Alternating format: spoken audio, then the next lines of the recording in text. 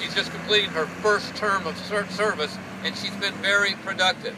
She packs a wallop in this little frame that she has up in Frankfort. Here's Representative King.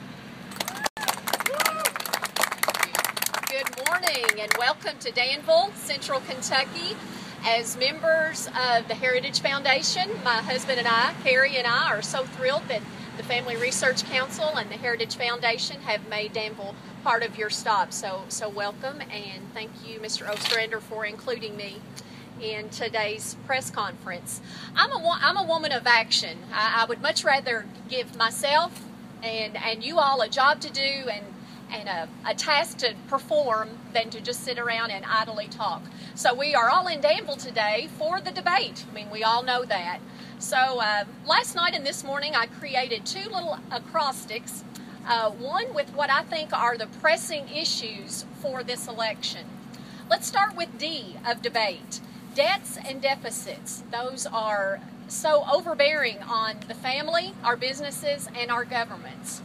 Energy. I think energy is one of the most timely topics that we can be discussing at this time. We've got to protect our coal industry and to make sure that we keep Kentucky's utility rates affordable and reasonable. B, for budgets. Our families, our businesses, and our government should be expected to create a working budget and stay within those guidelines. Accountability for the A in debate. We expect our children to be accountable to us as parents and grandparents, and I, as a public servant, want to be accountable to the people that I serve. T, for transparency.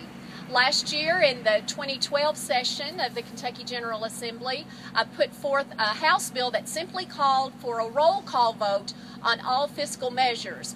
And it was disappointing, but not discouraging, that we couldn't even get that heard in committee. So I've already pre-filed that for the 2013 session. And E, education. We've got to make sure that our Kentucky workforce is capable and ready to help our job creators in the state. I serve on the Economic Development Committee, and invariably, anytime I speak with companies and prospective companies coming into the state, they want to know that our students coming out of the high school grade level know how to read, do simple math, and are willing to be trained in the trade that company is specific to. So that's something. Those are the 6 projects and topics that I think are pertinent to Kentucky at this point in time. Now let's take debate again and give us how little personal task and way that we can be involved, again using the letters of debate. D, for the debate. I think we need to determine our priorities. Everything else is going to be baseless if we don't know what our ultimate goal is, and then we can take the steps to achieve that goal ultimately. E, we must educate ourselves and others. Please don't take what the mainstream media portrays on broadcast and even at the national level. Do your education yourself. Dig into the documents and determine what the true facts are, and then share those at the dinner table, at the market, when you are socializing with your circle of influence. B, for debate, we must be willing to sacrifice. None of this is easy.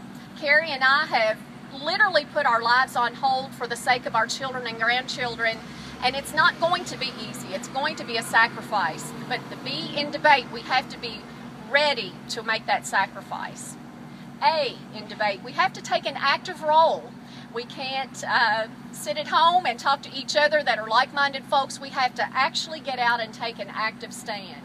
That can either be running for public office yourself or finding a candidate that you trust and believe in and then working for that candidate. Make phone calls, be willing to go out and walk the neighborhoods, share the message of that candidate.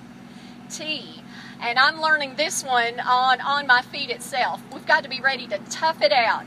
These days aren't easy and they aren't for the weary-minded, so we've got to be ready, the T in debate, to tough it out. And E, the most important to me personally, is equipping yourself with prayer and scripture. Find some scripture verses that are very pertinent and very special to you, and just cling to those.